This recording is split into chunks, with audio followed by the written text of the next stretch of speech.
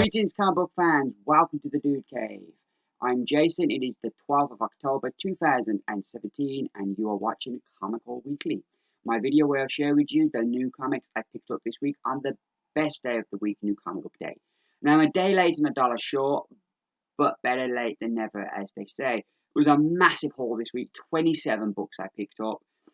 When I back in August, I was looking ahead to October, and it looked like it was going to be a quiet month. Like my pull list was like every week I had about 15 books, and like here we are, we reach October, and I've got like 3 weeks of 20 plus books, and I'm like, where did all these books come from? And it's like the crazy thing is, I could have bought more books this week, but I didn't. I stopped myself from picking up any new books. So, because like there was Ragman I was tempted to pick up. I remember back in the day during Infinite Crisis, they did a book called Day of Vengeance, and it was a brilliant little mini-series where the Spectre declared war on magic, and all the magical kind of superheroes had to band together to try and defeat the Spectre. And I remember Ragman from that because this group got together called the Shadow Pact, and they were like this group of kind of basically similar to what Justice League Dark was. They were a group of magic-based superheroes who were all kind of working together. And I remember Ragman from that, and so I was tempted to pick that one up, but I didn't because I didn't really want to add any new books with characters I'm not super into. Then we had like Titan Comics who do my Doctor Who books. They're trying to get, which is a good thing to do, expand out of just doing Doctor Who books. And they had a book called Dan Dare out this week, which is a British superhero that I was very intrigued to kind of see what they were going to do with the modernization of that character. And also they had a book called Fight in America. I think it was called Fight in America, which was a Jack Kirby character. So from I think the 50s maybe, might have been earlier than that.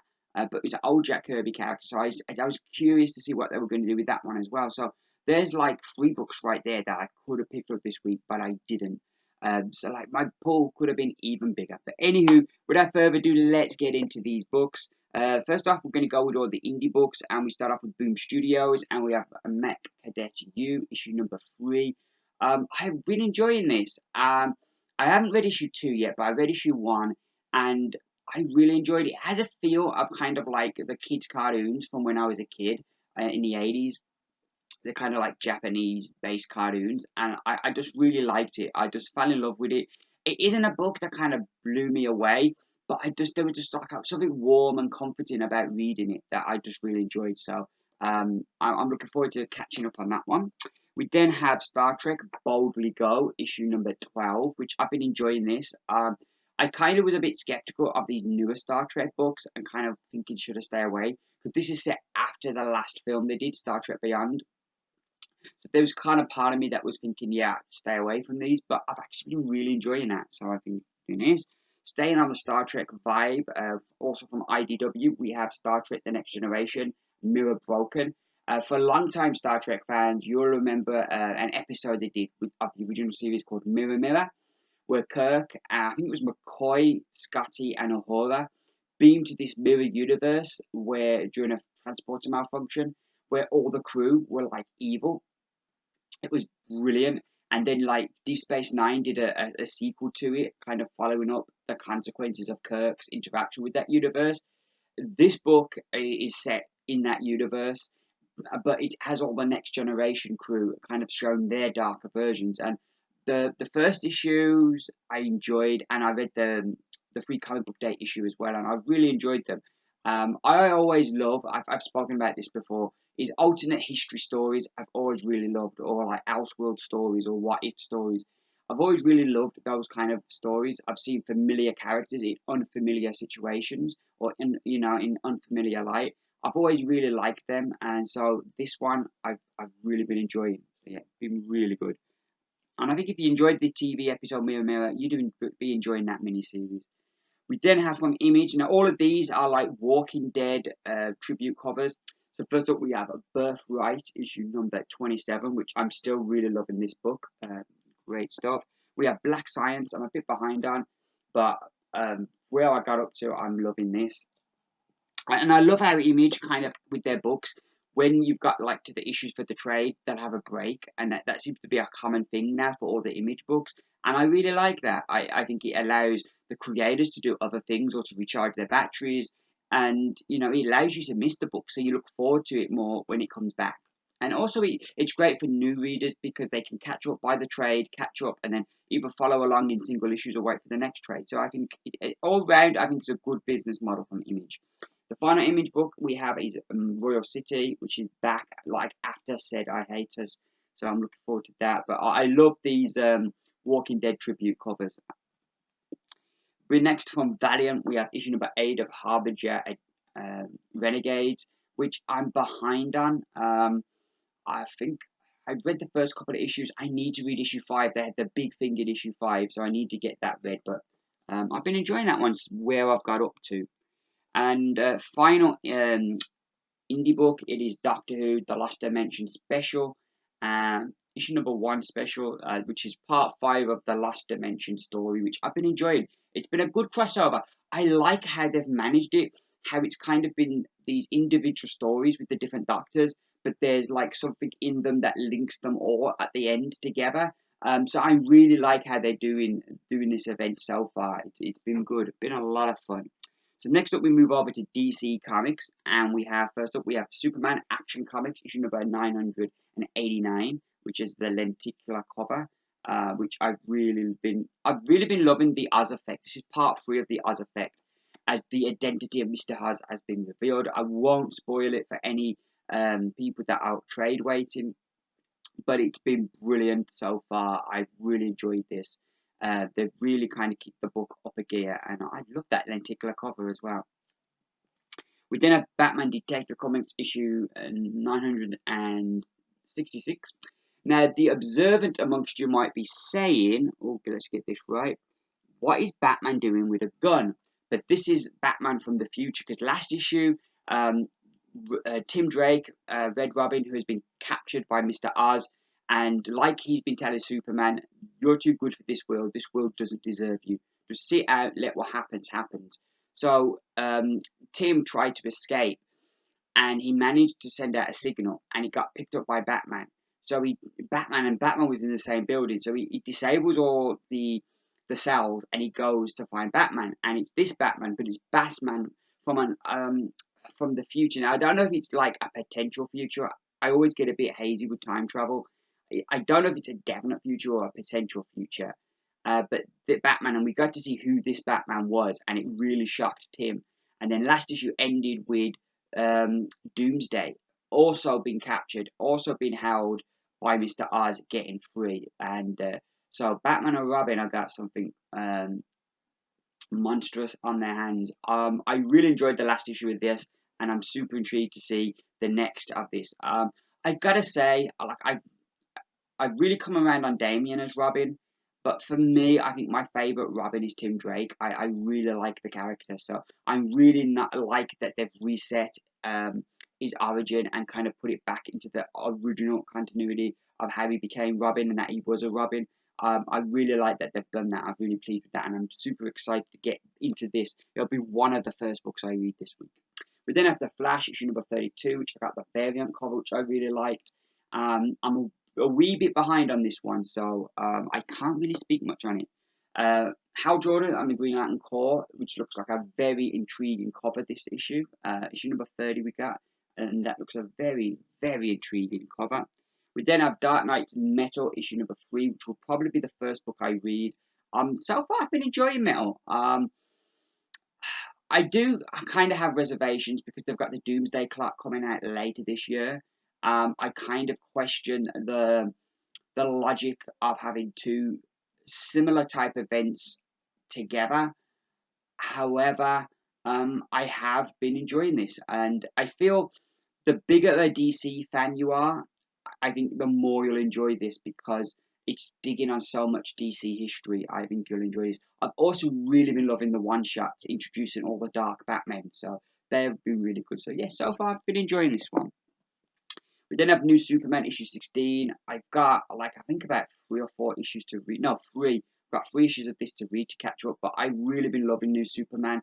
I like the whole vibe of having him like set in China because it gives the book a totally different kind of vibe and the character a totally different kind of vibe, as you kind of like, as well as like enjoying the story of the superhero, but it's because it's set in a different country, you're getting this different culture and everything, just adds a real extra layer of interest for me to the story. We then have Red Hood and the Outlaws, issue number 15, which it looks very intriguing as we have Batwoman on the cover, and I always say you can't have enough Batwoman in your life. And finally, from oh no, this is the penultimate DBC book. Sorry, Michael Cray. It's the first Wildstorm book that kind of kicked off, because we got the main Wildstorm book, and this is the kind of the first book that's kind of come out from that. As he's going to have a few more, I think, eventually. So I'm super intrigued to see this one. To see what happens in that. Though I've got last issue of Wildstorm to read, but I've been enjoying what they've been doing with Wildstorm. It's been good. And finally, from DC, we have Wonder Woman, issue number 32.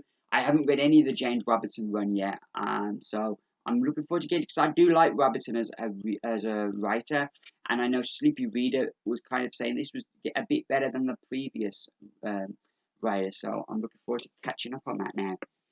Now from Marvel, we have All New Wolverine, issue 25. I'm loving these new Legacy style covers. You've got Legacy there. They've copied DC with the thing of having the story title there, which I really like. I think that's great. I'm loving having this little picture here.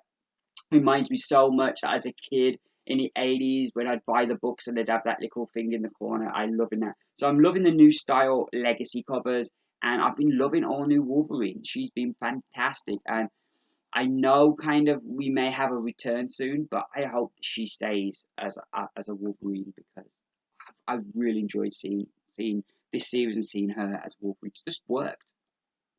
We then have the Amazing Spider-Man issue 789, going back to like original numbering. I love that cover. I'm really intrigued with the fall of Parker. I always like Peter Parker more as an underdog. So I kind of really loving that we're going back to basics, and hopefully this is going to have him to stay in New York. For me, Spider-Man should always be in New York. I'm not a big fan of Spider-Man being a global hero. I'm kind of like, leave that for your Avengers, which I know he's a part of now, but that there's certain characters that should be your global heroes. For me, Spider-Man's always been a New York-based hero, and I'm hoping we get back to that with this. Sticking with Spidey, we have the Amazing Spider-Man Renew Your Vows, issue number 12, which I really digging on that cover, and I've been really digging on this series. So yeah, looking forward to reading that one. We have Daredevil issue 27, which I'm a bit behind on, but I love me some Daredevil, so I'm looking forward to catching up. We have The Defenders issue number 6, which I'm really excited because I've really been enjoying this book, and now they're bringing Deadpool in, so that's going to be really intriguing how that's going to, because we've still got the whole kind of previous storyline going, and there's a lot of mystery and questions from that. So adding Deadpool to the mix, I feel it's going to be very intriguing. And speaking of Deadpool, we have the Despicable Deadpool issue number 287, which like it looks like he's going back to being kind of a villainy, which is going to be interesting. As the story's called Deadpool Kills Cable, which has me very, very intrigued. And speaking of good covers, Miss Marvel 23, I'm loving that cover as well. I really like that one. I am behind on this. Over here in the corner, I've got my books on the floor that I've got to read, and I've got Miss Marvel number 10. That's how far behind I'm on Miss Marvel, but I really want to catch up on this. We have Runaways issue 2. I never read the original Runaways, but one of the ladies in my comic book shop, she really spoke highly of the series Runaways, and the way she spoke it up made me super intrigued to pick this up. I enjoyed the first issue because the core thing was like this character whose love of his life had died, and he kind of he found a way to save her and bring her back. And kind of, I've been married 4 years now, and I can't imagine my life without my wife. And I can imagine if something happened and I could, all these lengths I would go to if there was a way to bring her back, I would. And so I kind of really empathized with the main character in the first issue. So I'm super intrigued to see what happens next, and I'm looking forward to getting into that book. We have X-Men Blue issue number 13. It's part 2 of a story called Mojo Worldwide. So I'm not sure if I need to go back and read X-Men Gold because I've dropped that title. So I'll see. I'll look at the beginning of this one and see if I need to. But I do like that cover. And again, I'm loving this bit in the, wrong way. I'm loving this bit in the corner with the team characters on there. I do like these Marvel Legacy covers. They are really good. We then have Uncanny Avengers issue 28, which it looks like the Uncanny Avengers are going to become kind of like the 70s, 80s Avengers, as you've got Wonder Man and Beast join the team, which I think they're great additions because Beast is like the Uncanny Avengers are supposed to be the unity team, where you've got characters from like the Inhumans, from the X-Men, from Avengers all coming together to show that they can work together. So Beast has been both an Avenger and an X-Man, so I kind of think he fits the team. And then you've got like Wonder Man, who's like long-time Avenger. So I like the fact that these characters are going to join the team. I think that's good. It'll be interesting. So yeah, I'm looking forward to getting that. I need to get caught up on that as well. So those are all my books for this week. It was a big haul, as you can see. I'm gonna go now, get a nice cool beverage, and start reading some of these comics. Thank you very much for watching. I really appreciate it. I should be back Sunday, Monday, with my review video, comic book overload, as I talk about some of these books that I've read. Thank you very much once again for watching. I hope you all have a great week full of comic book goodness.